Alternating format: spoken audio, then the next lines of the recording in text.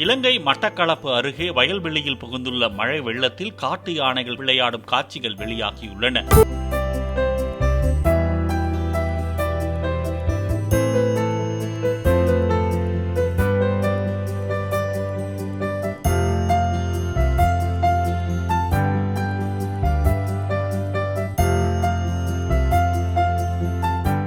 நிப்பா புயல் எதிரொலியாக இலங்கையில் பெய்து வரும் கனமழைக்கு இதுவரை 40க்கும் மேற்பட்டோர் உயிரிழந்த நிலையில் தொடர்ந்து பரவலாக மழை பெய்து வருகிறது.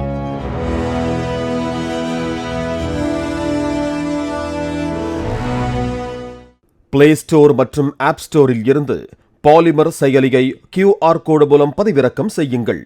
செய்திகளை உடனுக்குடன் பெறுங்கள்.